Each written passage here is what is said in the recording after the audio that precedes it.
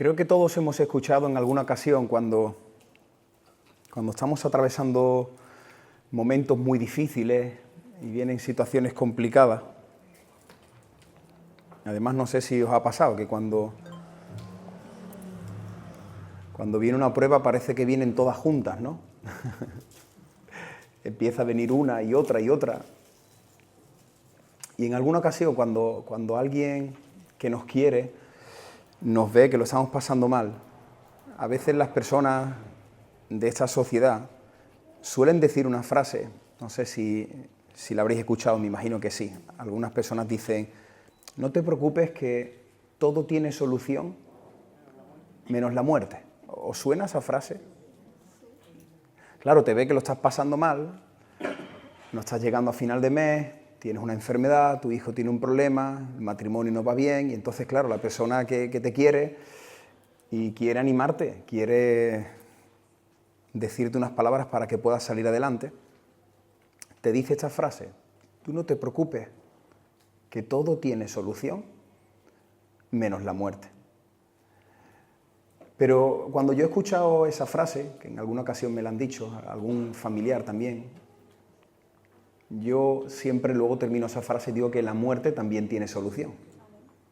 Y es de lo que queremos hablar en esta tarde. Qué bueno que para muchos de los que estamos aquí, todo tiene solución. Este mundo dice todo tiene solución menos la muerte. Nosotros decimos todo tiene solución. ¿Y la muerte? La muerte tiene solución. Hoy vamos a hablar sobre la muerte y lo que se conoce como el estado intermedio. Si tenéis vuestros apuntes, vamos a ir poco a poco avanzando y vamos a ir rellenando. Y la primera pregunta que podríamos hacernos, la primera pregunta con la que comienza nuestro estudio, el autor dice: ¿por qué mueren los cristianos? Si somos hijos de Dios, ¿por qué nosotros también tenemos que morir?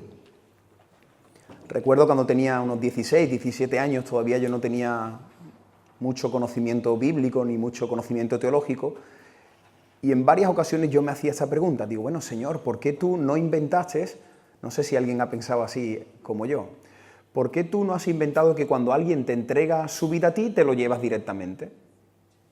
¿No? Podría ser muy bonito, ¿no? Uno se convierte y te lleva al Señor a su presencia, bien sea muriendo o bien sea siendo arrebatado, ¿no? Así que vamos a responder a esta primera pregunta: ¿por qué mueren los cristianos? Y el primer punto que puedes rellenar ahí, si tienes tu hoja vas a ver unos renglones para que podamos ir escribiendo y se haga más dinámica la clase, tienes que estar atento. Dice: la muerte no es un castigo para los creyentes. La muerte no tenemos que verla como un castigo, porque toda la pena de nuestros pecados ya ha sido pagada.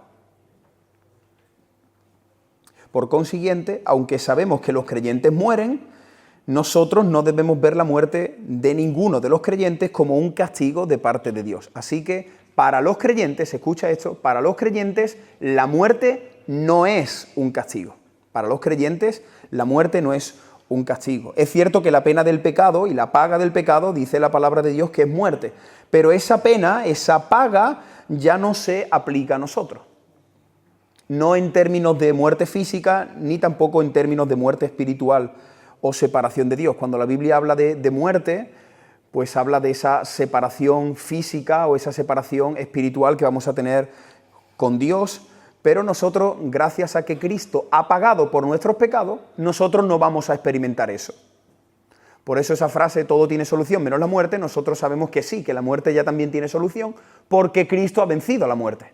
Cristo ha pagado por nuestros pecados y ahora la muerte ya no se va a enseñorear de nosotros. Así que la muerte para el creyente, el primer punto, la muerte para el creyente no es un castigo. No tenemos que ver la muerte como un castigo. Entonces, ¿por qué nosotros morimos? ¿Por qué los creyentes experimentamos la dureza de la muerte, no?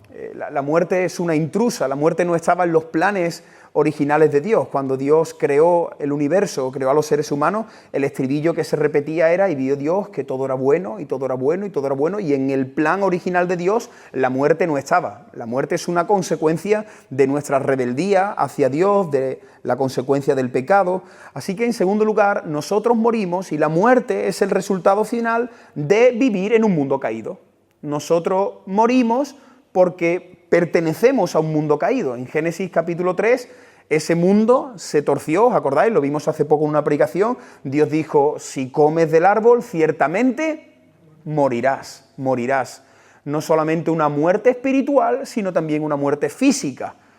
Todos los humanos experimentamos una muerte espiritual separados de Dios y una muerte física. Nos estamos muriendo. Cada día que pasa, nos estamos muriendo. Ese estribillo que vimos también en Génesis. Tantos años y murió, y murió, y murió. Y en su gran sabiduría, Dios decidió no aplicarnos de una vez por todas los beneficios de la obra redentora de Cristo. Explico esta frase.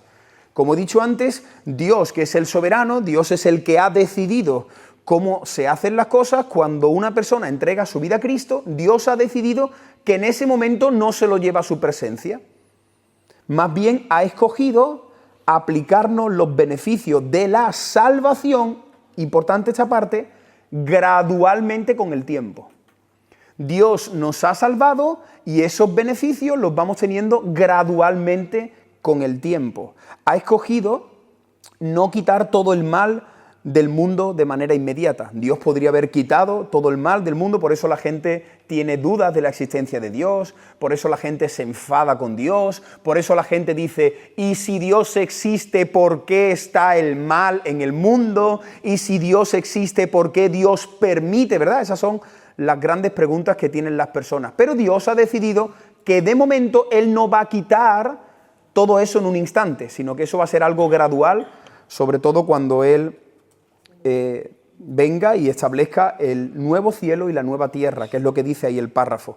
Nosotros creemos que Dios va a crear una nueva tierra, un nuevo cielo.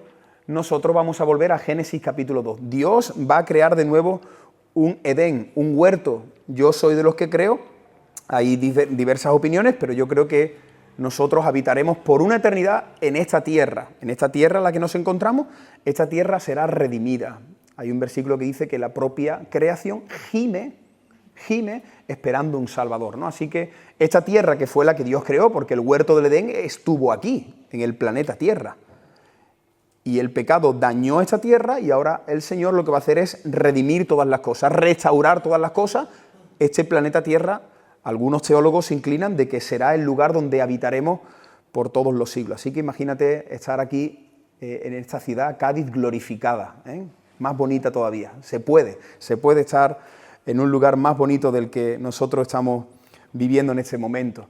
Y mirad esta frase, todavía vivimos en un mundo caído y nuestra experiencia de la salvación todavía es incompleta. Esa es la palabra que tenéis que marcar. Nosotros vivimos en un mundo caído y nuestra experiencia de la salvación todavía es incompleta. A eso los teólogos lo denominan como el ya, pero todavía no. ¿Habéis escuchado esa expresión? El ya, pero todavía no. Por ejemplo, ¿nosotros somos salvos, sí o no? Sí, pero todavía no. Estamos experimentando la salvación, pero todavía la salvación absoluta no la tenemos, pero ya somos salvos, ya somos salvos. ¿Nosotros somos santos? Sí, pero todavía no. Somos santos imperfectos. El Señor está perfeccionando a los santos. Así que los teólogos le llaman a todo esto el ya lo tienes, pero todavía no, todavía faltan algunas cosas que el Señor va a ir añadiendo. La muerte sigue siendo una realidad incluso en la vida de los creyentes. Los creyentes también experimentamos la muerte. Nos viene como resultado de vivir en un mundo caído en donde los efectos del pecado aún no han sido quitados. Por eso morimos. Por eso nuestros cuerpos envejecen. Por eso un creyente puede tener cáncer, por eso un creyente puede experimentar un accidente, por eso tú vas en la carretera y otro te puede quitar la vida, porque estamos en un mundo caído. Los creyentes, al igual que los incrédulos, experimentamos el envejecimiento, las enfermedades, las lesiones, los desastres naturales. Y esto que pone aquí al final, creo que es muy importante porque sobre todo cuando nos pasa a nosotros algo de eso, cuando experimentamos el envejecimiento, no sé si hay alguien ya que haya empezado a tener esa crisis de verse que ya el cuerpo no es el mismo, que en la mente no tienen las mismas capacidades, ¿no? Y de verdad, hay mucha gente que atraviesa una crisis, ¿no? Porque te gustaría que tu cuerpo, que tu mente, que tu ser respondieran de la misma manera. Hay muchas personas que por dentro se siguen sintiendo jóvenes, pero te das cuenta que el cuerpo ya no responde, ¿no? Que no vas al mismo ritmo, que te cansas mucho más, que te acuerdas de cosas que antes recordabas, ¿no? Y hay muchos creyentes. Me viene a la mente algunas personas, no de esta iglesia, alguna persona que sé que está luchando ahora con este tema, con el envejecimiento, ¿no? Y bueno, y si el Señor te regala, pues, una vejez donde prácticamente estás bien, pero muchas veces hay personas que están incapacitadas, que no pueden salir de sus casas, que pierden la posibilidad de congregarse. Entonces, claro, es una situación muy, muy dura, ¿no? Enfermedades. Cada vez que nos viene una enfermedad, o bien a nosotros, o a algún ser querido, algún hermano, pues empiezas a plantearte cosas, ¿no? Una lesión, un desastre natural, algo que te sucede. Y casi siempre cuando experimentamos algo de esto, los creyentes, y sobre todo el diablo ahí puede ponerse mucho las botas con nosotros, nos lanza dardos, ¿no? que nos hacen dudar, que nos hacen pensar por qué Dios permite, ¿no? ¿Alguien aquí no ha pasado por eso ya? ¿Por qué Dios permite que me esté pasando esto? ¿Por qué Dios no me sana si yo creo que Él puede hacerlo? Y lo que quiero que entendamos con este punto es que aunque Dios te sane, y a veces Él sana, pero estamos en un mundo caído y estas cosas van a pasar. Es que yo creo que lo que nos sucede a los creyentes, como amamos a Dios y creemos en Dios, queremos que el reino de Dios lo vivamos ya de manera completa aquí. Queremos que lo que vamos a experimentar por una eternidad lo tengamos aquí. Y entonces cuando eso no lo recibimos, pues entonces viene tristeza, viene aflicción, el diablo trata de hacernos dudar, ¿dónde está tu Dios? ¿Y por qué Dios permite que tú pases esto? Tú mismo te cuestionas, Dios mío, te estoy pidiendo esto y tú no lo das. Así que tenemos que entender que muchas de estas cosas que vamos a experimentar son consecuencias de vivir en un mundo caído. Somos creyentes, Dios está con nosotros, Dios nos cuida, Dios ha prometido llevarnos hasta el lugar perfecto, pero mientras tanto nosotros vamos a pasar por todo esto. Envejecimiento, enfermedades, lesiones, desastres naturales, la muerte, ruptura, conflictos familiares. Pero lo bueno es que nosotros creemos, en tercer lugar, que Dios usa cada una de estas experiencias, en particular lo que estamos viendo en esta tarde, la muerte, para completar nuestra santificación. Dios nos santifica incluso por algo tan terrible como es la muerte. Cuando experimentamos dolor y sufrimiento en esta vida, no debemos pensar que se debe a que Dios, otra vez lo digo, nos está castigando. No es que Dios te esté castigando. Eso es lo primero que te va a venir a la mente, eso es lo que el diablo te va a tratar de meter en tu mente. Dios es malo, mira cómo te está castigando, mira lo que te está sucediendo. Incluso en algunas iglesias pueden enseñarte que si te está pasando esto es porque no tienes fe, ¿verdad? Te está pasando esto porque no tienes fe, porque no estás orando lo suficiente, porque estás viviendo en pecado. Pero nosotros no creemos eso. A veces el sufrimiento es simplemente el resultado de vivir en un mundo de pecado, en un mundo caído, y a veces Dios puede disciplinarnos por medio de estas cosas. Pero lo bonito es que nosotros creemos, como dice Romanos, que todas las cosas nos ayudan para nuestro bien. Así que incluso una enfermedad que nadie puede ver algo positivo, un creyente puede ver la mano de Dios en medio de esa situación.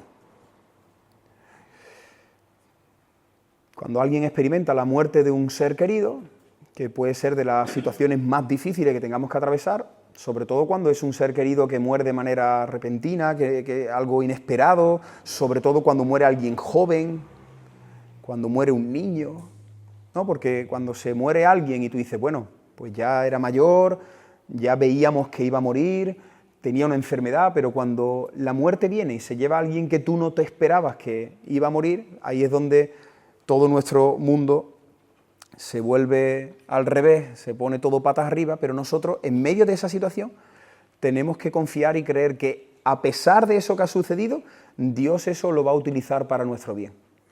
Y si no creemos eso, entonces vamos a entrar en la locura, en la desesperación absoluta, no vamos a poder salir adelante. Las personas que yo he conocido, que han perdido a seres queridos, sobre todo que han perdido quizás a hijos, esto es la muleta que te salva.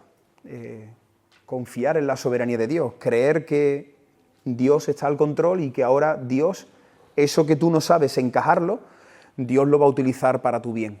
Incluso puede ser, hermano, puede ser que a este lado de la eternidad tú no tengas la respuesta a todas tus preguntas. Puede ser que alguien haya perdido a un ser querido y te mueras aquí sin saber el porqué.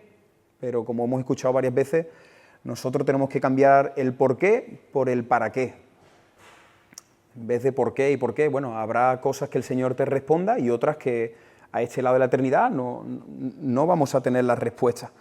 Pero nosotros podemos quedarnos en el terreno de saber que sea lo que sea que nos suceda, lo más terrible es la muerte de un ser querido, la muerte de un padre, la muerte de un hijo, de un hermano, de tu marido, de tu mujer. Cuando estemos pasando ese duelo, nosotros podemos quedarnos en ese terreno y saber que todas las cosas nos ayudan a nuestro bien, que el Señor, en medio de esta situación tan difícil, Él también nos va a santificar.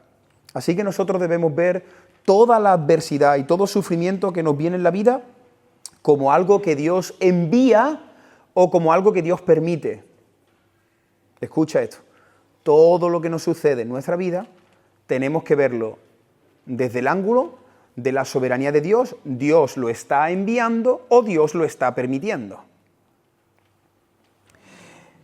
Y a través de esta verdad, pues eso nos puede hacer bien porque puede fortalecer nuestra confianza en Él, puede ayudarnos a ser más obedientes y en última instancia para aumentar nuestra capacidad de glorificarle, ¿no? Señor, en medio de esta situación, yo quiero glorificarte, yo quiero obedecerte, yo quiero ser fiel porque entiendo que tú eres soberano y tú o me has enviado esto o lo estás permitiendo. ¿Os acordáis esa frase que dijo Job, ¿no? No ha habido nadie después de nuestro Señor Jesucristo que haya experimentado tanto sufrimiento como Job. Y cuando él experimentó todas estas calamidades y todas estas situaciones, él dijo, el Señor dio, ¿y qué? ¿Y el diablo quitó? No, digo esto porque muchas veces nosotros las bendiciones decimos, ah, qué bueno el Señor, pero cuando nos quitan, el diablo quitó.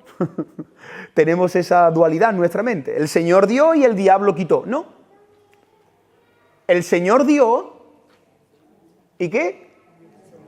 Y el Señor quitó y termina la frase diciendo, bendito y alabado sea el Señor. Y un creyente que cree en esto es invencible. Llora, lo pasa mal, atraviesas el duelo, pero estás en un terreno donde no te puedes tambalear, porque tú sabes, tu alma descansa en que Dios da, Dios quita, bendito sea el Señor. Los creyentes que no creen estas verdades, pues tienen su mente así. Dios da y el diablo quita. Y es cierto que el diablo quita, pero el diablo quita con el consentimiento de Dios, que es precisamente lo que se ve en el libro de Job. Job es un libro impresionante. Aquellos que estéis o estemos atravesando pruebas, pues es un buen libro para poner ahí en la mesita de noche. Meditar en todo lo que atravesó Job, cómo Dios lo ministró, cuáles fueron las verdades que sostuvieron a Job en medio de momentos donde no veía nada, donde no sentía nada. Y estas son las verdades que nos pueden sostener en el día de la aflicción, en el día que temo, como dice el salmista, en el día que temo yo en ti confío. En el día que temo, porque vamos a pasar por momentos de temor, pero yo en ti confío. ¿Tienes miedo? Sí, sí tengo miedo, pero confío en el Señor. ¿Estás triste? Sí, estoy triste, pero confío en el Señor. ¿Veis? Esa es la dualidad con la que vivimos los creyentes. Las personas que no tienen la segunda parte, ¿tienes temor? Sí, tengo temor. No tiene, pero yo confío en el Señor. Por eso nosotros somos, de verdad, somos bienaventurados. Porque el Señor no ha prometido quitarnos el dolor y el sufrimiento a este lado de la eternidad. El Señor ha prometido no dejarnos, no desampararnos. Cuando pases por el fuego... Pero vamos a ver, Señor, me está diciendo que voy a pasar por el fuego, te lo estoy diciendo ya. Cuando pases por el fuego, yo estaré contigo. Y cuando pases por los ríos, y cuando vengan los ríos no te anegarán. Venid, chicos, escuchadme. En este mundo tendréis aflicción. Pero confiad que yo he vencido al mundo. Nosotros estamos en una carrera, en una maratón, donde estamos sufriendo, pero estamos corriendo y al final estamos viendo una meta. Una meta. Primera de Pedro, bendito el Dios y Padre que nos hizo renacer para una esperanza viva. En alguna ocasión yo he puesto este ejemplo, ¿no? Si alguien está corriendo una maratón y te has preparado durante mucho tiempo y estás ahí corriendo y te queda todavía un montón, pero ya casi tu cuerpo no puede más, pero tú dices, tengo que seguir, y de repente alguien te dice, en medio de la carrera, alguien te dice, mira, que la carrera se ha suspendido, que la meta que te quedan 12 kilómetros han quitado la meta, no hay meta, nadie te está esperando, no hay medalla, los 600 euros por los que estás corriendo no te lo van a dar. En ese momento ya la persona, ¿con qué motivación corre? ¿Qué le impulsa a correr? Si es que no tiene ni meta, no sabe a dónde llegar, no hay una línea donde suspirar. Así lleva este mundo el sufrimiento. Las personas de este mundo sufren sin meta. Qué triste, ¿no? ¿Lo entendéis? Qué trágico tiene que ser estar atravesando una situación terrible sin tener una meta. A veces para los no creyentes la meta es estar bien. ¿Entendéis? La meta es que la situación cambie y entonces si cambia ya llega a la meta. Pero no saben que eso es un engaño porque en el momento que tú llegues a esa meta, a los 2 meses vas a tener otro problema. El Señor resucitó a Lázaro, pero luego a los años, a los meses, volvió a morir. Pero nosotros podemos atravesar todo este recorrido de la vida teniendo al final una meta que es segura. Hemos sido renacidos para una esperanza viva, incorruptible, inmarcesible, allí en Cristo, una herencia que nadie nos la va a quitar. Además, nuestra experiencia, en cuarto lugar, nuestra experiencia de la muerte completa nuestra unión con Cristo. Nuestra experiencia de la muerte completa nuestra unión con Cristo. Otra razón por la que Dios nos permite experimentar la muerte, en lugar de llevarnos de inmediato al cielo cuando nos convertimos en creyentes, es que mediante la muerte imitamos a Cristo. Lo imitamos en lo que Él hizo y por consiguiente nosotros experimentamos una unión más íntima con Él. Jesús también murió.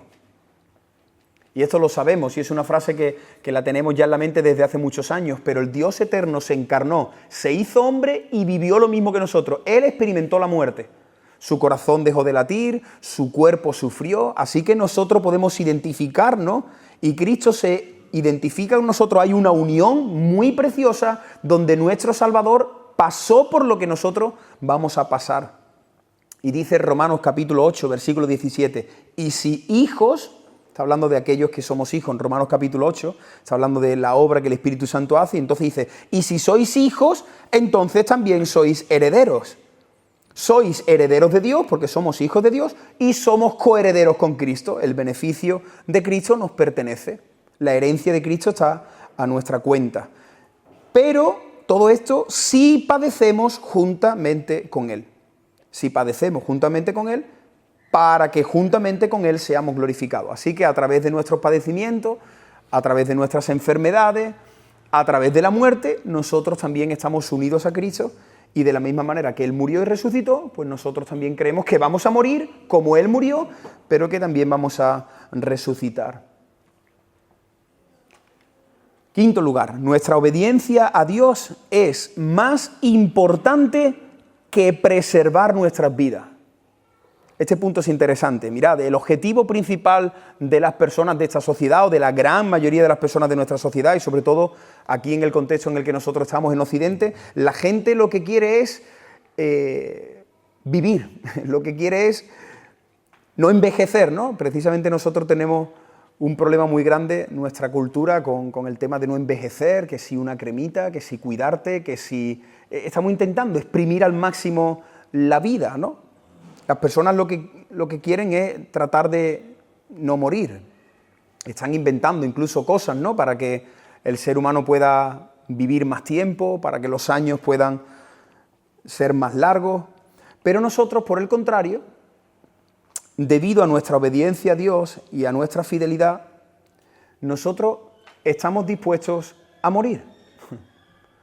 Mientras que este mundo trata de conservar la vida, porque claro, es la única vida que tienen, la gran mayoría no creen en una vida eterna, y si la creen así de una manera muy superficial, pero no la experimentan, no tienen eso en su corazón. Bueno, sí, yo creo que a lo mejor en el cielo, pero no es como nosotros, que tenemos una certeza, ¿no? Tenemos una convicción, incluso tenemos un deseo de llegar allí. La gente no, la gran mayoría de las personas ven como que la vida eterna, bueno, si hay, pues ojalá que yo la tenga, pero prefiero lo que veo, lo que tengo aquí, no me quiero morir, quiero hacer todo lo posible por aprovechar mi tiempo aquí.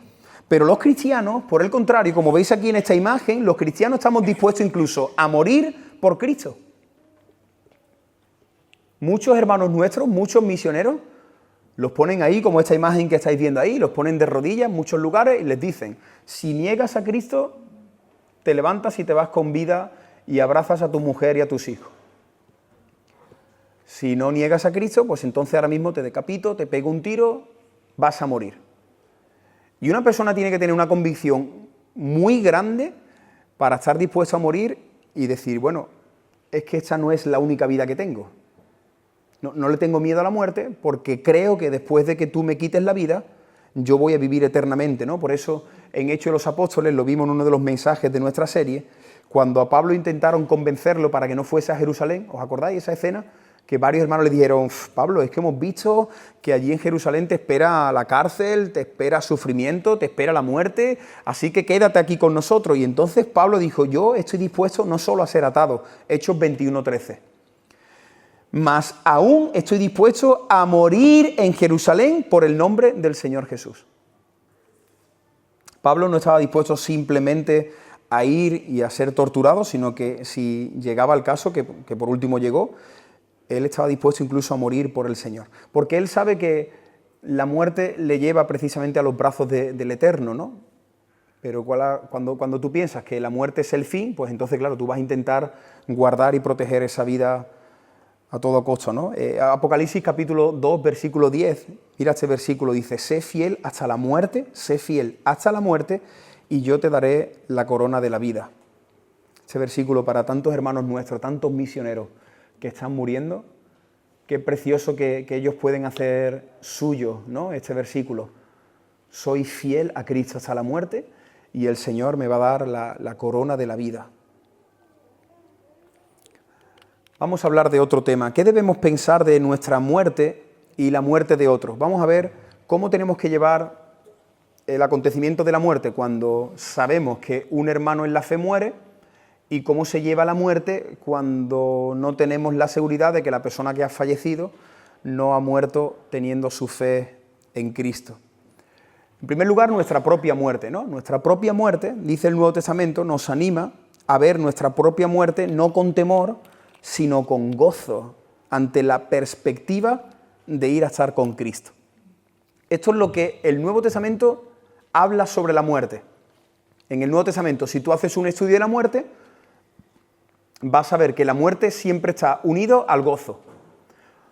Porque los escritores del Nuevo Testamento saben que la muerte te lleva directamente a estar con Cristo. Entonces, por eso algunos textos, ¿no?, desean incluso la muerte para poder alcanzar al Señor. Dice 2 Corintios capítulo 5, versículo 8, pero confiamos y más quisiéramos estar ausentes del cuerpo y presentes al Señor, ¿no? Ahí está diciendo el apóstol Pablo, yo quisiera ya liberarme de este cuerpo, fallecer y estar delante del Señor.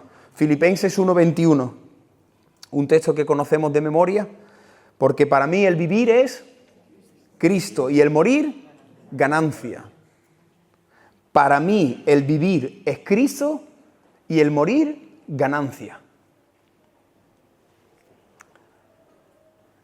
Qué bonito que nosotros pudiéramos meditar más en este texto y pudiéramos de verdad interiorizar las verdades que ofrece aquí el apóstol Pablo, ¿no? El vivir Cristo, la vida Cristo. Para mí la vida es Cristo. La vida sin Cristo no tiene sentido. Para mí vivir Cristo. Pablo, ¿y cuándo mueres? La muerte ganancia. Porque Pablo tiene una convicción. Pablo sabe que en el momento que su corazón deje de latir, en el momento que sus ojos se cierren, él sabe que abre sus ojos delante del Señor en una eternidad donde ya no habrá sufrimiento, aflicción, y nosotros necesitamos tener estas convicciones. El morir es ganancia, el morir es ganancia. Así que dice esta frase, los creyentes no tienen necesidad de temer a la muerte. Los creyentes no tienen necesidad de temer a la muerte.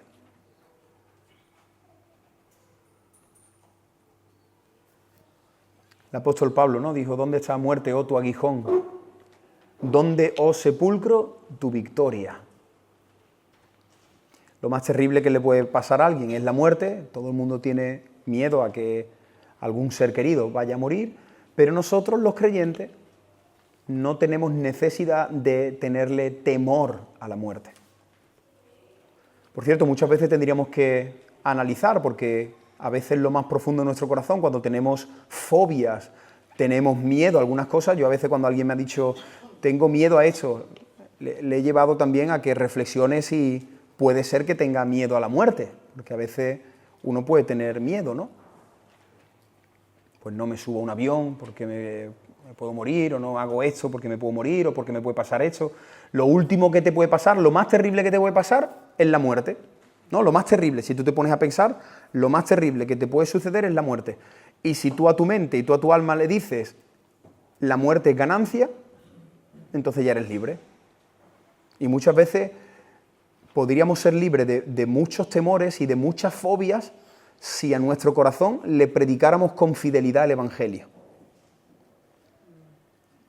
Porque detrás de un miedo, yo pienso que muchas veces detrás de un miedo hay una falta de fe, hay una incredulidad ahí en el corazón. Tengo miedo a que me pase algo. Tengo miedo a eso, pues a subir un avión, yo soy incapaz porque ahí empiezo a sudar, empiezo a entrar en ansiedad, en un ascensor, tengo miedo a, yo qué sé, hay tantos miedos, ¿no? Experiencias que hemos tenido que nos dejan marcas de la infancia y tendríamos que pedirle al Señor, Señor, libérame de esto, yo quiero ser libre de este temor, de este recuerdo, de lo que me pasó en el pasado cuando yo era niño, y finalmente pensar que si algo nos puede llegar a suceder, lo máximo que te puede llegar a suceder, pues es eso, es morir. Y si tú tienes como Pablo, pues Filipenses, lo tienes ahí, para mí el vivir es Cristo y el morir es ganancia, entonces estas verdades te pueden ayudar. No va a ser de manera inmediata, esto no lo vas a superar de manera inmediata, pero sí que recordando, meditando, predicándole a tu alma estas verdades, puedes que seas libre, ¿no?, de algunos temores que te estén conquistando. Ahora, ¿cómo llevamos, por ejemplo, la muerte de amigos y parientes creyentes? Estamos hablando de nuestra propia muerte. Nosotros creemos a la luz de la palabra que el vivir es Cristo y que la muerte es ganancia, pero en segundo lugar, ¿qué hacemos con nuestros seres queridos que fallecen en el Señor? Un papá, una mamá, un abuelo, una abuela. Aquí entre nosotros en estos últimos años hemos despedido a seres queridos, ¿no?, hermanos nuestros en la fe. Pues dice aquí que nuestra actitud será algo diferente cuando enfrentamos la muerte de amigos y parientes creyentes. La actitud es diferente, porque en estos casos experimentamos una aflicción que es genuina, pero esa aflicción que es genuina está mezclada con gozo de saber que esa persona está con el Señor. ¿Lo habéis experimentado o no? Se te muere alguien, sobre todo cuando se muere alguien que no esperabas, ¿no? Porque si, como he dicho antes, si ya es una persona que ya te estás preparando, ya tiene una edad, está enfermo y lo vas viendo venir, pues bueno, aunque la muerte te va a hacer daño, pero ya como que estás preparado. Pero cuando hay un accidente, cuando alguien muere, cuando no te lo esperas, y estás ahí, estás roto, estás llorando, estás en el tanatorio, estás desconsolado, viene alguien a darte el pésame o viene alguien a animarte y te rompes y sientes una tristeza y un llanto profundo que es súper feo lo que se siente, porque no hay nada más feo que lo que experimenta una persona con el desgarro que te produce la muerte. ¿Sabéis por qué llevamos tan mal la muerte? Porque no fuimos diseñados para morir. Por eso el ser humano lo peor que lleva es la muerte. Porque Dios cuando nos creó, no nos creó para morir. De hecho, Dios creó al ser humano inmortal, eterno. Y el pecado lo que ha hecho ha sido dañarnos y entonces llevamos muy mal la muerte. Es como si, por ejemplo, yo cojo este micrófono que estoy sosteniendo ahora, que el que lo inventó, pues lo inventó con un propósito específico, y ahora aquí pues hay que clavar una puntilla o hay que poner un clavo ahí en la pared, y yo cojo el micrófono y como no tengo martillo, empiezo, probablemente, a lo mejor, no sé si clavaré un poco la puntilla, pero lo que está claro es que el micrófono lo voy a destrozar. Después de pegarle ahí 6, 7 golpes, os garantizo que ya el micro no va a funcionar. Eso es lo que nos sucede a los seres humanos. Los seres humanos hemos sido dañados por el pecado y la muerte nos hace mucho daño, mucho daño. Sin embargo, qué diferencia tan grande, ¿no? Cuando celebramos la vida, ¿no? Este domingo pasado que estábamos aquí celebrando la vida de nuestra pequeña Daniela y todos estábamos contentos, con gozo, con alegría, pero sin embargo la muerte es algo que llevamos mal, ¿no? Pero dice aquí a continuación que no es malo expresar una real aflicción por la pérdida de la comunión que vamos a tener por un tiempo con nuestros seres queridos que han muerto, tristeza por el sufrimiento, la adversidad que pueden haber atravesado antes de su muerte. Tenemos que tener cuidado porque muchas veces cuando alguien lo está pasando mal en el duelo, nosotros no tenemos que tratar de quitarle ese dolor, porque es bueno que pase ese dolor, es necesario el duelo. Yo conozco casos y situaciones de personas que no han atravesado el duelo y eso a la larga ha hecho peor en su vida. Se necesita pasar el duelo. Tú necesitas llorar. Escuché un caso de una persona que en el duelo, no sé si de una madre, de alguien muy querido, estuvo ahí y no lloró y luego eso tuvo problemas físicos incluso. La persona cayó enferma, no dejó que su cuerpo expresara lo que sentía.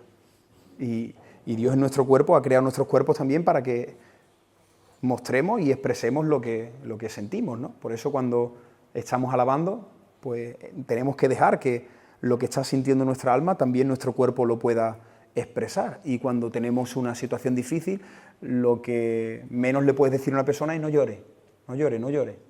Ya está, hombre, hay que ver que lleva una semana llorando, no le digas eso. Necesita ese tiempo. Así que no es malo expresar esa aflicción.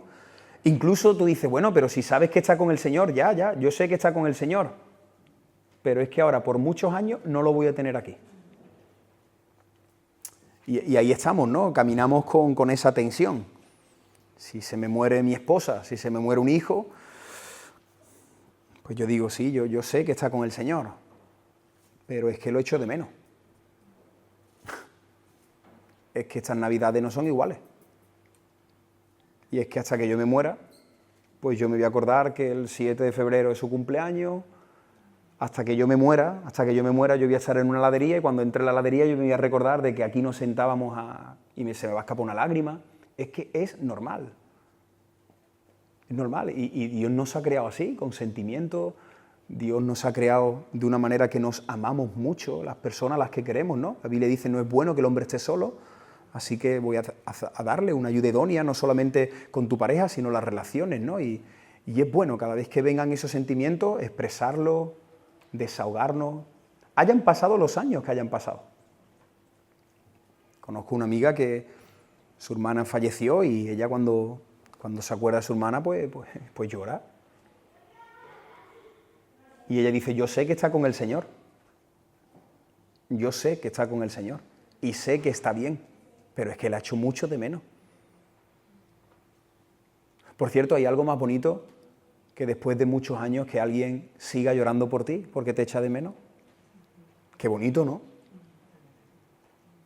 Si yo me muero el viernes y a las 2 semanas tenía aquí otro pastor. Ah, mira, ya está. Ya se fue Moisés. El siguiente. Y no se acuerda de mí nadie. Y nadie dice, hay que ver, le echamos de menos sus bromas, sus cosas. Qué pena, ¿no? Que que nadie llore por ti, que nadie se acuerde de ti, ¿no? Entonces, no tenemos que... Espero que podamos meditar en esto, porque creo que es importante que podamos hablar de estos temas. La Biblia habla, ¿no?, que es mejor estar en la casa de duelo que en el lugar de banquete y de convite, ¿no? Es mejor estar con alguien que lo está pasando mal y que echa de menos, que estar en una fiesta, ¿no? Porque la persona lo está pasando mal, ¿no? Y se necesita. Así que no es malo, hermano, que nosotros, aunque tengamos fe, y eso no significa, no, es que no tienes fe, es que no estás descansando en el Señor. Sí, estoy descansando. Pasa que mi corazón lo echa de menos, la echa de menos. Ahora estuve en un retiro en Barcelona y conocí una hermana que espero que algún día esté aquí con nosotros, tenía creo que 85, 87 años. Me impactó muchísimo la vida de esa mujer. Y ella estuvo 50, 60 años con su marido y se murió el año pasado. Y ella me decía, ¿no? Me decía, yo sé que está en el Señor, pero este año estoy muy triste, Me siento sola, sobre todo muchas veces pasa eso, ¿no? Cuando matrimonios han estado tantos años juntos y ya ahora, pues ya sus hijos han hecho su vida, ¿no? Y llegas a tu casa y estás solo. Eso hay que pasarlo, ¿eh? Eso hay que pasarlo.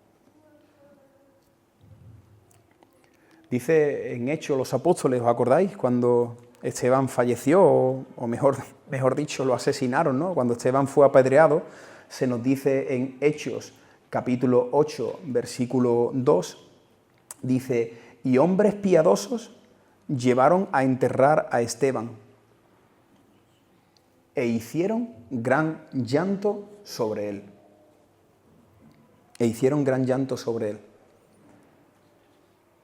Además, mira, qué interesante, porque Esteban estaba muriendo y él estaba con gozo de saber que estaba muriendo, que estaba poniendo su mirada en el Señor. El Señor le permitió, ¿no? Dice que vio los cielos abiertos, vio a Cristo ahí, pero sin embargo, cuando él falleció, cuando él ya murió, las personas que lo querían, dice que lo llevaron a enterrar y dice el texto, hicieron gran llanto sobre él. Si ya sabían que estaba con el Señor, ya, pero es que hasta que el Señor nos lleva a su presencia, a nuestro queridísimo hermano Esteban, ya no lo vamos a ver más. El ejemplo más grande, ¿no?, que conocemos, el mismo Jesús lloró, ¿no? Juan capítulo 11, versículo 35, dice, Jesús, ante la tumba de su amigo Lázaro, lloró. Juan capítulo 11, versículo 35. Jesús lloró. ¿Habéis pensado alguna vez en este versículo, ¿no? Dicen que es el versículo más corto de la Biblia, ¿no? ¿Y cuánto hay detrás de este versículo, ¿no? Dios llorando. Dios llorando. Y además llorando por la muerte de su amigo cuando él sabía que iba a resucitar, pero como dice aquí, Jesús se entristece porque en última instancia la muerte no es natural, él no debería estar la muerte en el mundo, ¿no? Él cuando llegó allí a la tumba y se encontró lo que produce la muerte, le dio tristeza. El Creador sintió tristeza de ver a sus criaturas experimentando algo que él no quería que experimentase. ¿Habéis pasado por esta situación de cuando uno llega a un tanatorio y según qué muerte, según cómo haya sido, entras y hay una tristeza tremenda? Llegas a algún sitio y está la gente llorando con un llanto, ¿no? Según qué fallecimiento haya sido. Yo recuerdo algunas escenas de personas con un llanto desgarrada, llorando ahí, abrazando, y uno cuando llegas ahí se te encoge el corazón, ¿no? Porque te duele ver a las personas experimentando, sufriendo esto, ¿no? Pues nuestro propio Señor lo experimentó y Él lloró. Y detrás de estas palabras podemos ver lo que hemos dicho antes, la importancia de expresar lo que estamos sintiendo. También a veces se nos ha dicho, ¿no?, esta frase, ¿los hombres qué? Los hombres no... ¿Habéis escuchado a alguien alguna vez cuando eras pequeño, te han dicho alguien, tu padre o alguien te ha dicho, los hombres no lloran? De hecho, según los hermanos que estáis aquí, si habéis nacido en ese contexto, si vuestros padres os han dado ese mensaje, pues quizás sois personas que lleváis todo por dentro, no expresáis vuestros sentimientos, pero si la frase los hombres no lloran, entonces ¿qué hacemos con Jesús? Que es el hombre. Jesús es el hombre. Y aquí vemos a Jesús, al hombre, llorando. Además, yo quiero creer, no hay más evidencias en la Biblia, pero yo quiero creer que Jesús echó más lágrimas en su vida. ¿O que Jesús se rió? ¿Tú piensas que Jesús se rió? ¿Pensáis que Jesús se rió? Sí, ¿no? ¿La Biblia lo dice? No, pero entendemos que se rió. Seguro que le hizo gracia un comentario, algo de alguno de sus discípulos. Yo qué sé, cualquier cosa que sucediera, él pues se echó ahí una risa. Entonces, que la Biblia no lo diga más no significa, aunque creo que sí hay un texto, ¿no?, que dice que cuando llegó a Jerusalén, dice que también lloró al ver a Jerusalén, Jerusalén, Jerusalén, que matas a tus profetas, y creo que el texto dice que ahí también lloró, creo. Pero bueno, lo que aquí estamos viendo es la humanidad de Jesús, y si Jesús, Dios hecho hombre, el hombre, llora, nosotros también tenemos que expresar nuestros sentimientos, tanto de alegría como de tristeza. Jesús se entristece porque, en última instancia, como he dicho, la muerte no es natural, no debería estar en el mundo que Dios creó, y dice, no obstante, la tristeza que sentimos claramente está mezclado con esperanza y gozo. Aquí está la clave. Cuando nosotros experimentamos esta tristeza, en lo profundo de nuestro corazón, cuando sabemos que es un ser querido, amigo, hermano, familiar, que ha muerto en el Señor, hay tristeza, pero en lo profundo del corazón hay gozo y esperanza. Estás llorando, pero por dentro tienes gozo y esperanza. Por eso el apóstol Pablo, escribiendo a la iglesia en Tesalónica, mira qué bonito texto, lo vimos hace poco, dice, tampoco queremos, hermanos míos, que ignoréis acerca de los que duermen, ¿para qué? Para que no os entristezcáis como los otros que no tienen esperanza. El apóstol Pablo, hablando de estas cosas a la iglesia, dice, hermano, no quiero que vosotros ignoréis de los que duermen, no está hablando de dormir físicamente, sino está hablando de morir, para que no tengáis la tristeza que tienen las personas que no tienen esperanza. Nosotros lloramos, nosotros pasamos el duelo, nosotros expresamos nuestros sentimientos, pero en lo profundo del corazón tenemos gozo y esperanza, porque tenemos la esperanza, la convicción de que esa persona sí ha muerto. En Cristo está con el Señor por una eternidad. Así que no debemos de afligirnos con la misma desesperanza que embarga a los no creyentes. Aunque sentimos genuina tristeza cuando mueren amigos o parientes creyentes, también podemos decir como el apóstol Pablo, ¿no? Y en 1 Corintios capítulo 15, del 55 al 57, este texto que mencionaba hace unos minutos, ¿no?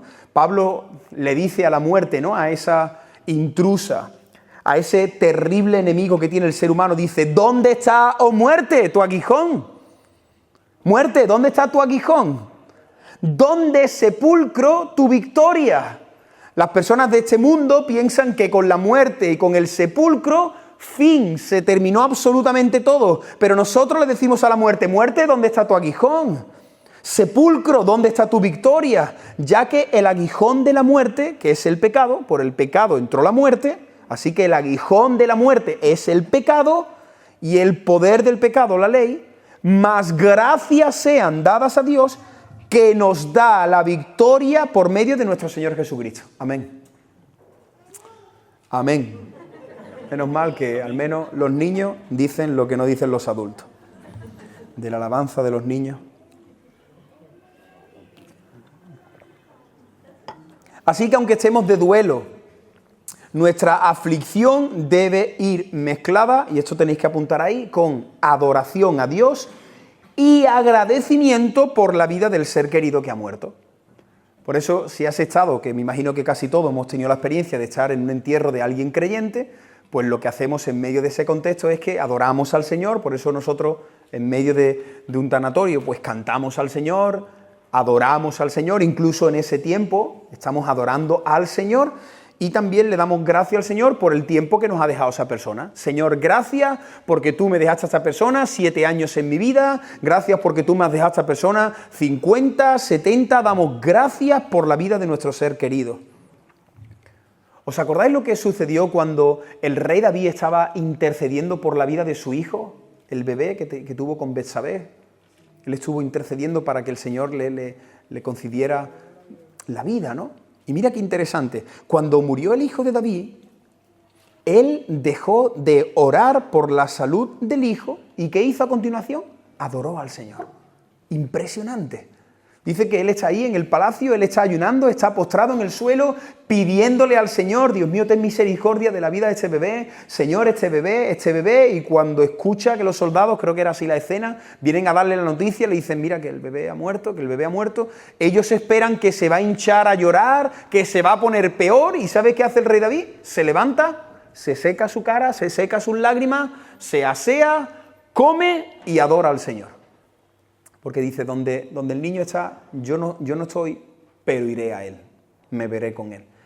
Qué bonito, ¿no? Tener la esperanza, muchos también, si nuestros hijos han muerto ahí, bajo esa cobertura, esa gracia del Señor, decir, bueno, donde él está ahora, yo no estoy, pero voy hacia él, voy a estar con él, ¿no? Y eso es lo que te puede ayudar a adorar al Señor en medio de esta prueba. Segunda de Samuel, capítulo 12, versículo 20. Entonces David se levantó de la tierra, se lavó, se ungió, cambió su ropa, entró a la casa de Jehová y adoró. Después vino a su casa y pidió que le pusieran pan y comió. Vamos, que quiero comer, quiero restaurar mi vida, quiero seguir adelante. Job capítulo 1, versículo 20 y 21. Entonces Job se levantó, el texto que hemos mencionado antes, y rasgó su manto y rasuró su cabeza y se postró en tierra y adoró. Mira lo que hizo Job después de las aflicciones. Y dijo, desnudo salí del vientre de mi madre y desnudo volveré allá. Jehová dio, Jehová quitó, sea el nombre de Jehová bendito. Eso es lo que tenemos que hacer ante las situaciones difíciles. Rasgar nuestro corazón delante del Señor, postrarnos en tierra, llorar, derramar nuestro sentimiento, pero adorar al Señor. En medio de esa situación adoramos al Señor y confiamos en su soberanía. Estamos entrando en la recta final. ¿Qué pasa cuando experimentamos la muerte con personas que no son creyentes? La muerte de no creyentes.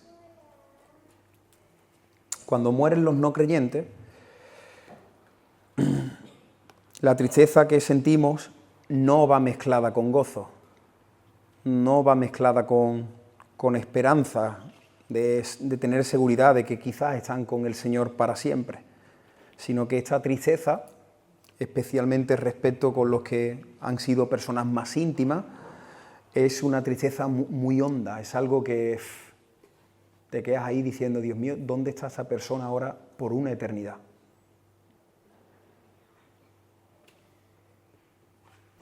Dice el apóstol Pablo en Romanos capítulo 9, verdad digo en Cristo, no miento, y mi conciencia me da testimonio en el Espíritu Santo. Mira lo que dice el apóstol Pablo, que tengo gran tristeza y continuo dolor en mi corazón. Y Pablo dice, porque desearía yo mismo ser anatema, maldito por Dios, desechado por Dios, separado de Cristo, por amor a mis hermanos, los que son parientes, los que son mis parientes según la carne. Qué corazón el del apóstol Pablo, ¿no? Él ve a los judíos morir sin Cristo y está destrozado. Por cierto, abro aquí un paréntesis. Nosotros hablamos del infierno y tenemos que predicar del infierno, pero yo creo que sería muy bonito que predicáramos y habláramos del infierno con el corazón de Pablo. Porque a veces parece que nos gusta mandar a la gente al infierno. Te vaya al infierno, te vaya al infierno. Necesitamos tener el corazón que tuvo el apóstol Pablo, que es el mismo que tuvo Jesús, ¿no? Dice que tenía compasión por las ovejas que no tenían pastor, ¿no? Y a veces nosotros hablamos del infierno, que hay que hablar, del juicio, del castigo, de la ira, pero de verdad que a veces cuando hablamos del infierno no somos conscientes, ni siquiera yo creo que hemos meditado lo suficiente de lo que es el infierno, de lo que va a pasar una persona por toda una eternidad, ¿no? Así que mira el corazón del apóstol Pablo. También se debe decir que a menudo no tenemos la certeza absoluta. Por eso cuando alguien muere, y si se ha muerto alguien que tú dices, mira, no ha sido creyente, yo lo que animo, y también coincide precisamente el autor de este libro, Wayne Grudem, a que a que no entremos en afirmar de que está en el infierno. ¿Me entendéis? Y me gustaría que prestarais atención a esta parte. Cuando alguien muere y empiezas a sentir todo esto, una tristeza muy profunda, y tu mente ya empieza a afirmar, no está con el Señor, no está con el Señor, seguro que está ya en el infierno, y claro, ese pensamiento de verdad que si te pones a pensar en alguien que tú quieres mucho y piensas en esa realidad, puedes llegar a un punto donde lo pases realmente mal. Porque claro, si se te muere un hijo, si se te muere un padre, un esposo, una esposa, tu primo que querías con todo tu corazón se te muere y ahora tú te llevas ahí semanas y meses pensando, está en el infierno porque él nunca dio fe de su confianza en Cristo, cada vez que yo le prediqué, nunca hizo nada. Aquí lo que dice el autor es que no nos corresponde a nosotros entrar en eso. Mirad, la Biblia dice la salvación es del Señor. La salvación es del Señor. Y además vemos un ejemplo precioso donde Jesús salvó a un hombre segundos antes de morir. ¿Os acordáis? De hecho, esa conversación que seguramente por el tono en el que hablaron, cómo estaban físicamente sus cuerpos, probablemente la gente que estaba por allí, nadie escuchó la conversación de Jesús con los dos ladrones. Probablemente la multitud se volvió a casa diciendo, esos tres van al infierno. Pero sin embargo, la multitud no supo que Jesús, evidentemente, iba al cielo, pero que uno de los ladrones también iba a ir al cielo, porque ahí, al final, él reconoció al Señor. Le dijo, ten misericordia de mí, acuérdate de mí cuando vengas en tu reino. Entonces, ¿qué quiero decir con esto? ¿Alguien sabe lo que ha pasado en el último pensamiento de una persona antes de morir? De hecho, hay muchas experiencias, he escuchado muchas experiencias, que cuando alguien tiene un accidente, cuando pasan muchas cosas, ¿no? No sé si alguien aquí ha tenido alguna vez de que me han dicho algunos que se han caído, no han muerto, pero se han caído y vienen escenas, momentos de tu vida. Hermano, nosotros creemos en un Dios que es rico en misericordia, grande en misericordia, y que Él salva a su pueblo y salva a sus elegidos, y nosotros tenemos que decir, bueno, no sabemos. No sabemos qué pasó. ¿Qué pasa en el corazón de una persona que se está muriendo solo en una habitación, en un hospital? Y que a lo mejor no te lo dice, pero cuando la persona está ahí, esa persona que ha sido la más orgullosa del planeta Tierra, pero esa persona está viendo que su vida se le va, ahí pasan muchas cosas, ¿eh? Ahí pasan muchas cosas. Cuando el ser humano ve que se muere, ahí en lo profundo del corazón pasan muchas cosas. Y si en ese momento esa persona que está ahí hace un suspiro y le dice, Señor, perdóname, ¿es salvo? ¿O no? Claro, Señor, de corazón, Señor, perdóname, Señor, acuérdate de mí. Lo que le dijo el ladrón, Señor, acuérdate de mí cuando vengas en tu reino. Así que con esto estoy diciendo que es cierto que tenemos una tristeza muy grande cuando mueren personas que no han confesado a Cristo, o por lo menos no han dado fruto de arrepentimiento, pero también estoy diciendo que tenemos que intentar no afirmar porque la salvación es del Señor. Ahora, también quiero decir lo otro, y me ha pasado ya. Tampoco vayas afirmando, pues tu padre está con el Señor. Pues no, yo prefiero ahí en esos casos guardar silencio, no ilusionar a la gente, porque eso es lo que hace, por ejemplo, el catolicismo, ¿no? Ahí todo el mundo va al cielo y venga, y yo he visto ahí que le han echado agua al ataúd, y no, nosotros ni afirmamos ni negamos. Así que tenemos que tener mucho cuidado, porque a veces, como las personas están sufriendo, pues vamos nosotros y le damos una falsa expectativa, una falsa esperanza. Tranquila, que ya verá cómo el Señor. No le digas eso. ¿Sabes por qué? Porque también la muerte es una oportunidad muy grande que tenemos para presentarle a la gente el Evangelio. De hecho, las personas en los sanatorios es uno de los mejores momentos para predicar el Evangelio, porque la persona está viendo dónde va a acabar él también. Porque solamente cuando nos viene la muerte nos acordamos que vamos a morir.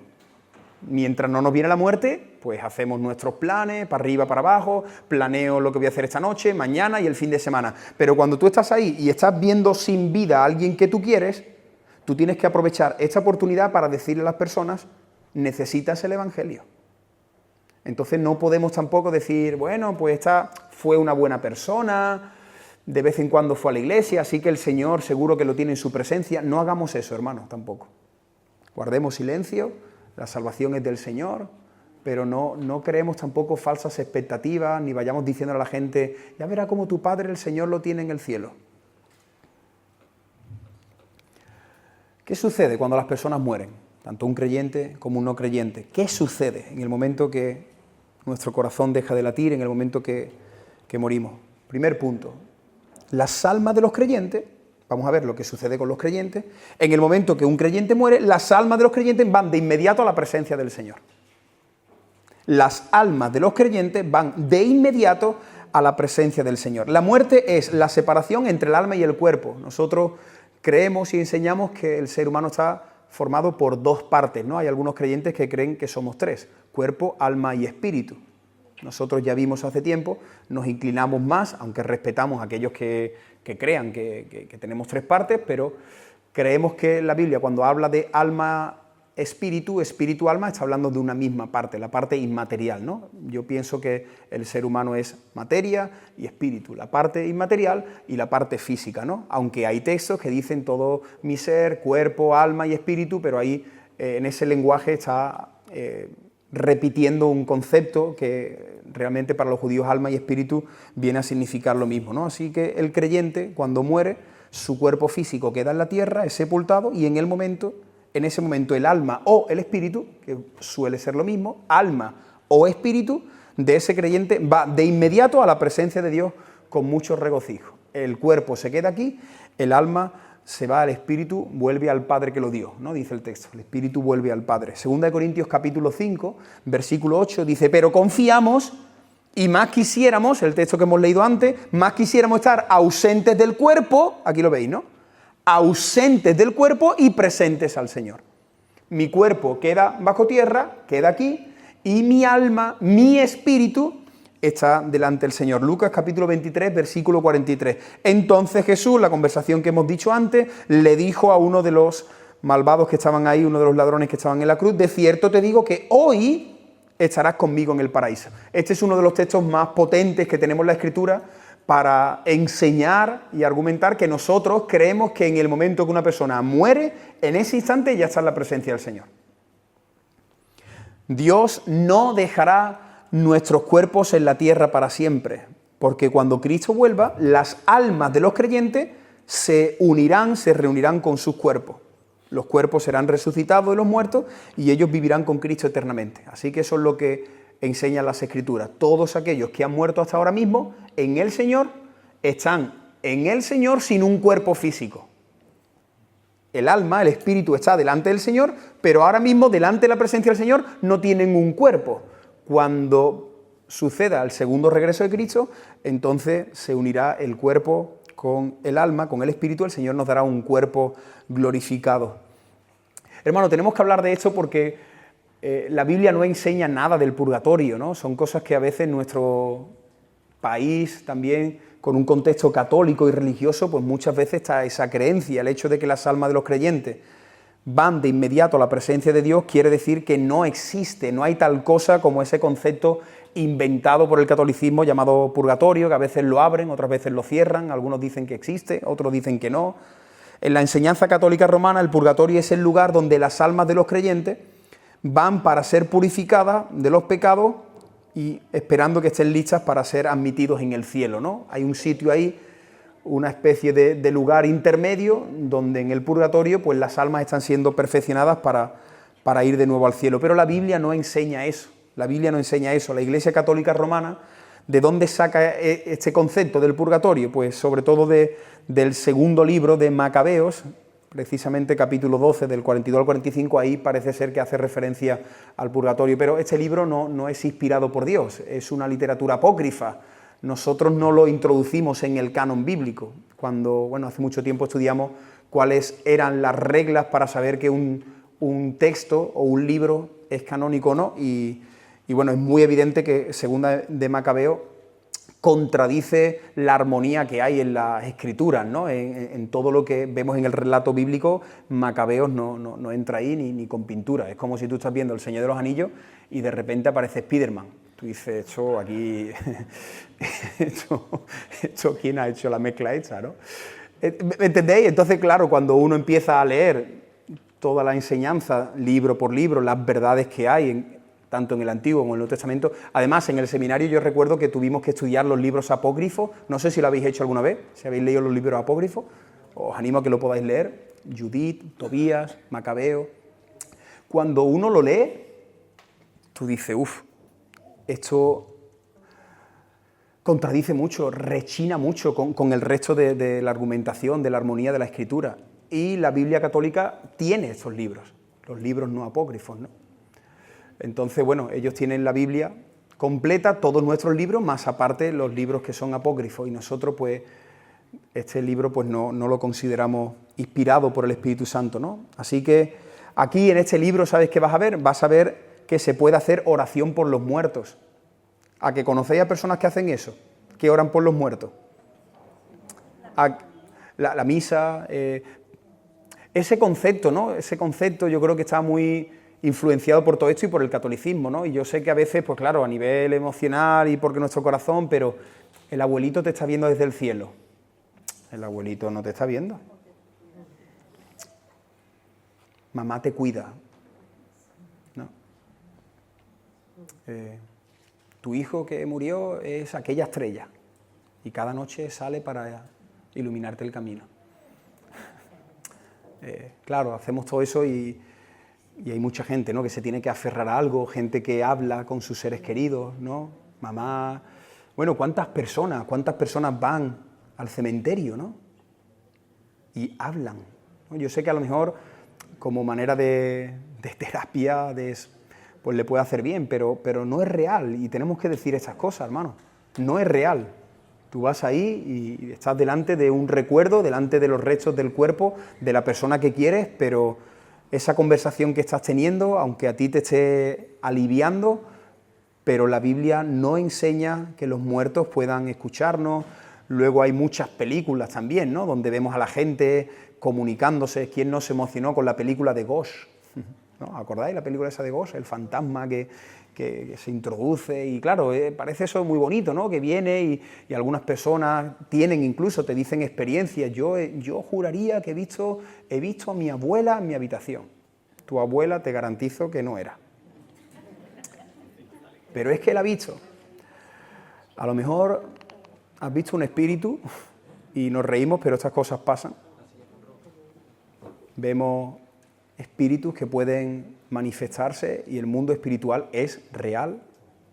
Y a veces hemos escuchado casos de, no, es que yo he hecho tal práctica y ha salido alguien diciendo soy tu abuela y acuérdate de pequeña, las botas rojas que te regalé, y tú dices, ¿eso cómo es? Es que los demonios son reales. De verdad, los demonios son reales. Y si había un demonio que ha observado tu vida, puede decirte cosas de un ser querido, manifestarse con la intención de confundirte, de generar un enganche. Hace poco estuve hablando con una persona que ha tenido experiencias con el mundo espiritual y esto es real, hermano. Pero la Biblia no enseña eso. La Biblia enseña que una vez que nosotros morimos ya no hay ningún tipo de relación entre un muerto y las personas que están vivas, ¿no?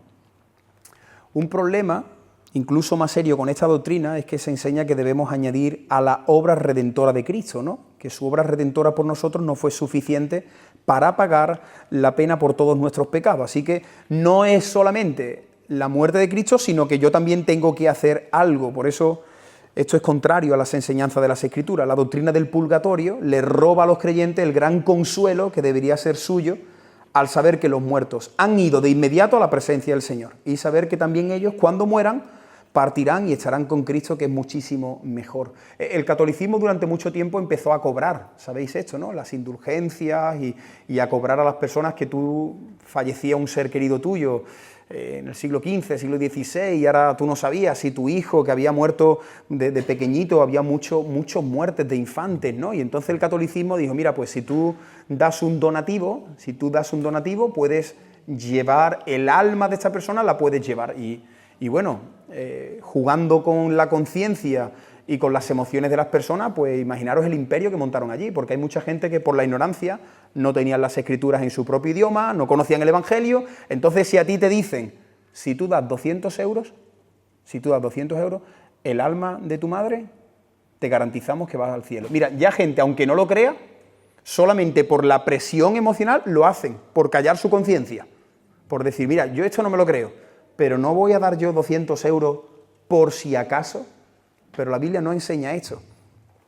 Dice Filipenses capítulo 1, versículo 23, porque de ambas cosas estoy puesto en estrecho, teniendo deseo de partir y estar con Cristo, lo cual es muchísimo mejor, ¿no? La convicción, la absoluta seguridad y certeza que tenía el apóstol Pablo de que en el momento que muriese iba a estar directamente con su Señor.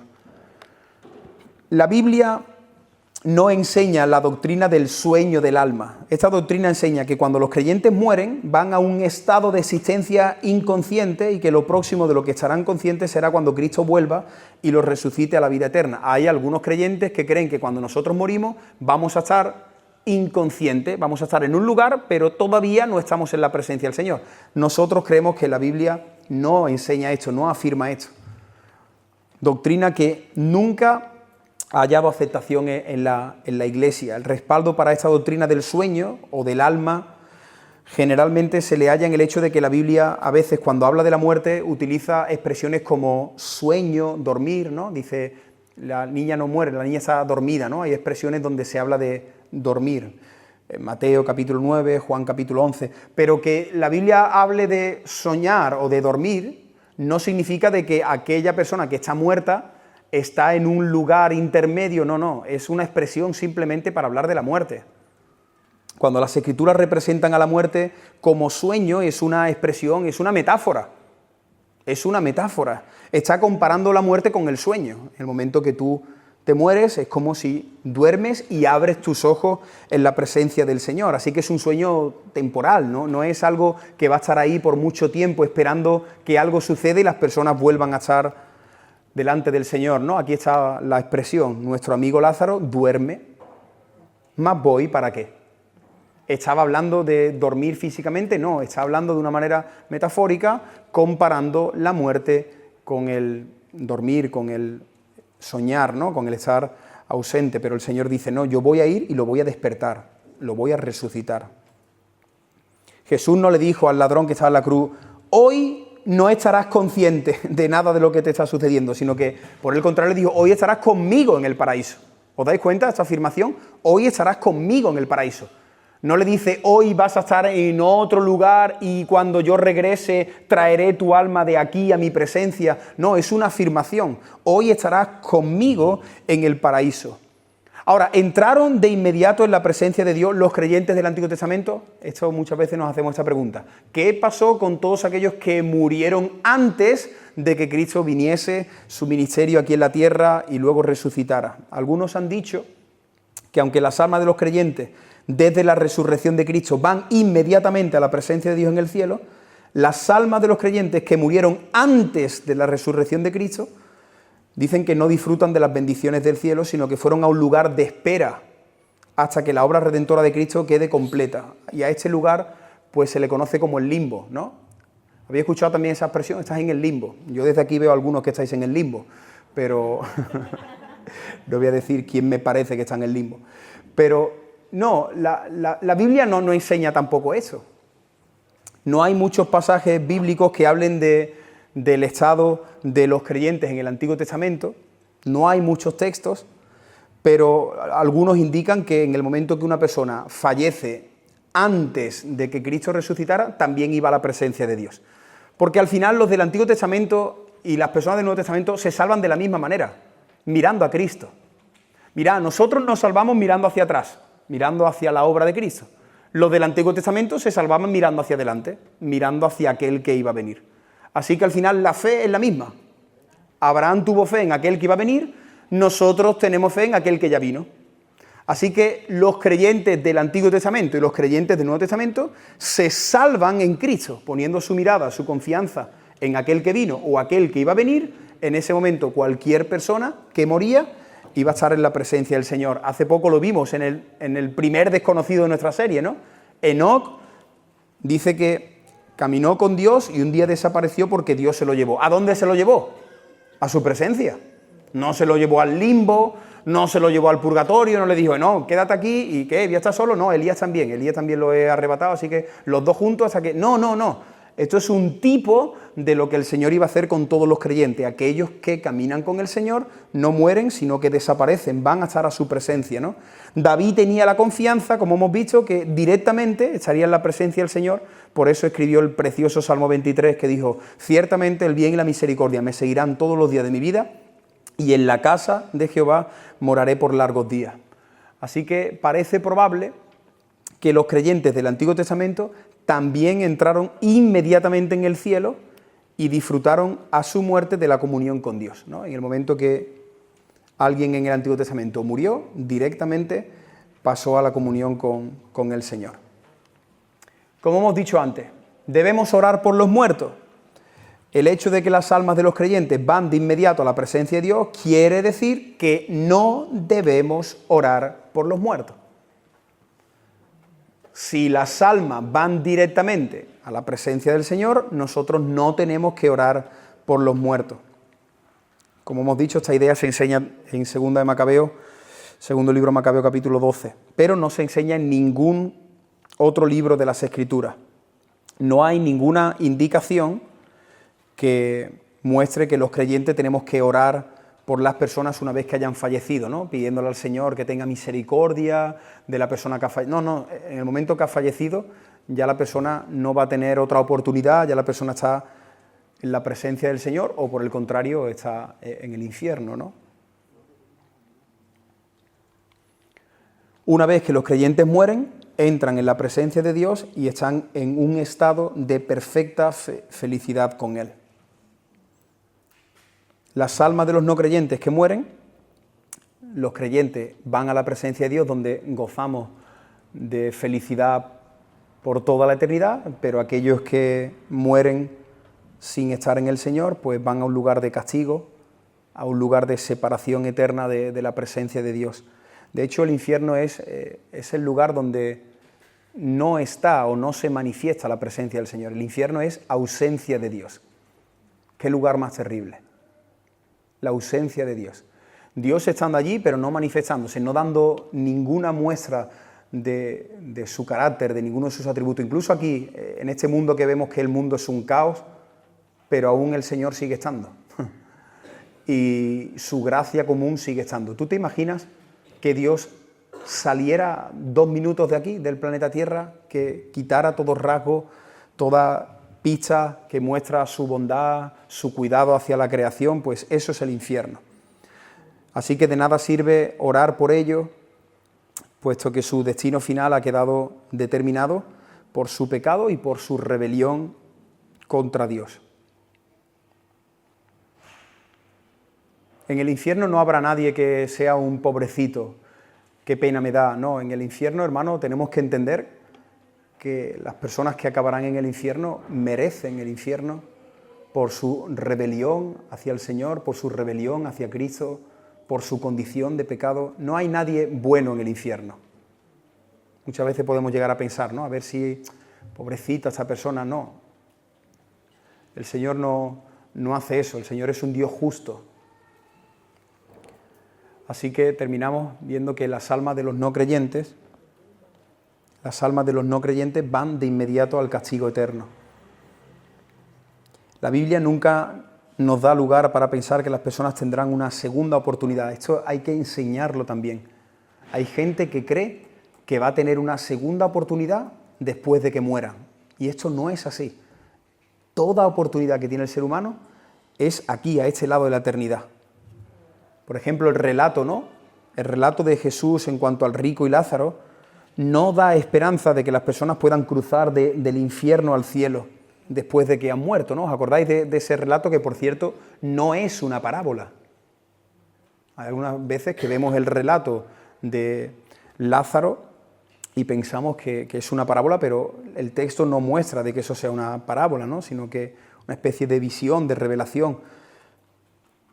Dice, aunque el rico en el infierno clamó, Padre Abraham, ten compasión de mí, y manda a Lázaro, ¿no? Allí ya no hay esa segunda oportunidad. Hebreos capítulo 9, versículo 27.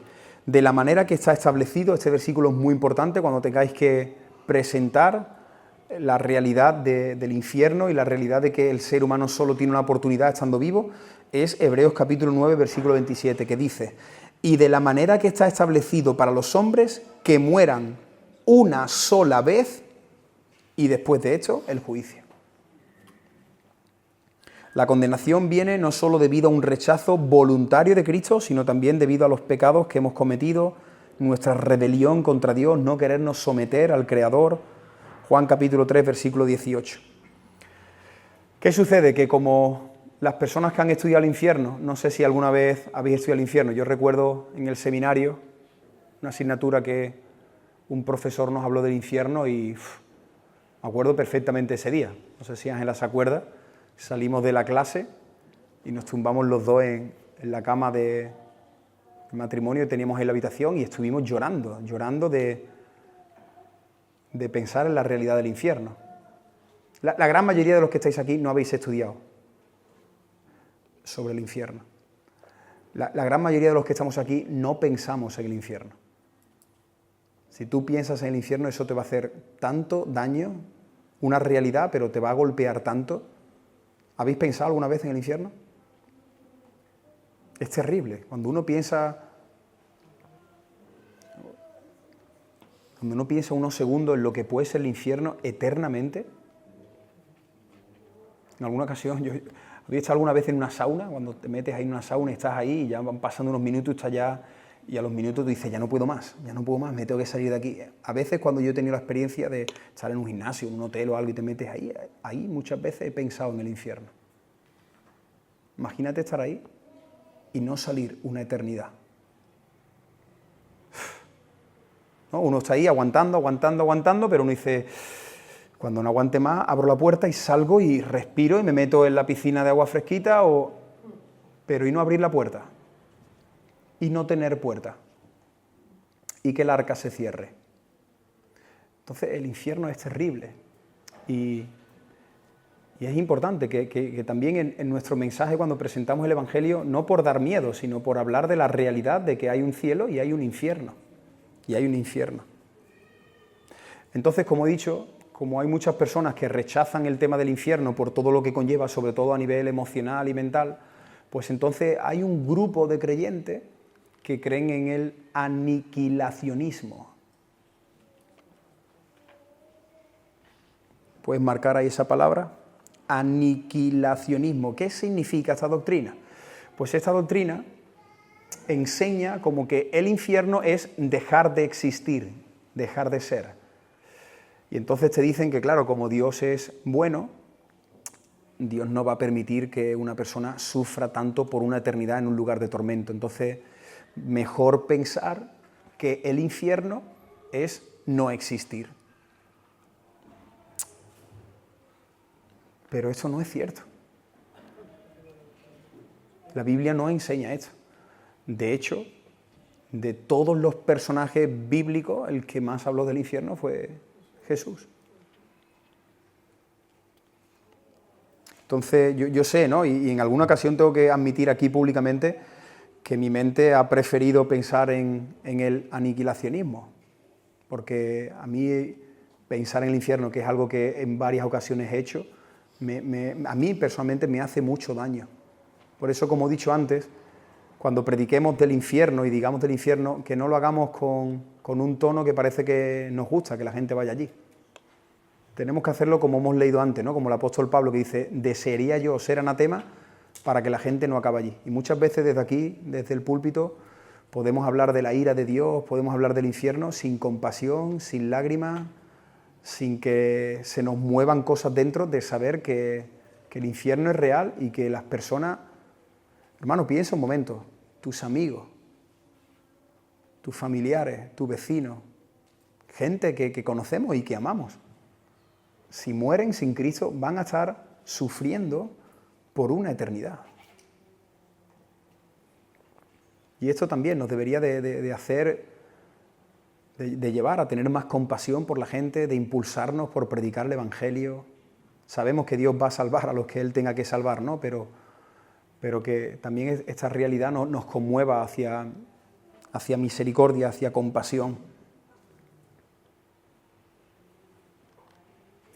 Aunque la idea inicialmente nos suena atractiva, el aniquilacionismo suena atractivo y evade la dificultad emocional de conectar el castigo eterno de los malvados, tal idea, esta argumentación no encuentra afirmación que sea respaldada por la Biblia.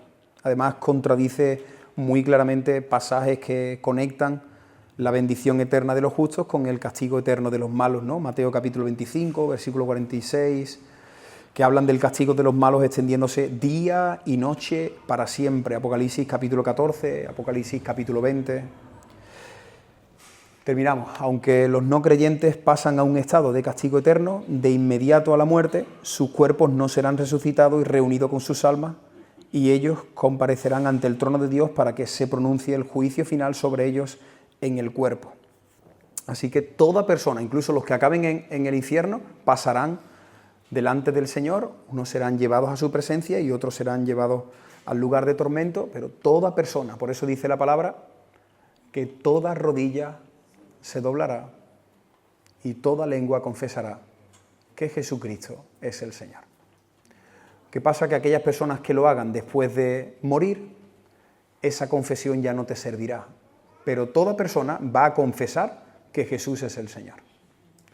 Y nosotros le damos gracias a Dios porque muchos de los que estamos aquí, ahora que todavía nuestro corazón sigue latiendo, muchos de los que estamos aquí que tenemos aliento de vida, nosotros confesamos que Jesús es el Señor y tenemos seguridad de que aquellos que hemos creído en Cristo, aunque estemos muertos, viviremos. Tenemos esperanza de que vamos a vivir por una eternidad. Y aquellos que no tengan esta seguridad, pues tenemos que predicarle el Evangelio y orar para que Dios salve a muchas personas y no terminen su eternidad en este lugar.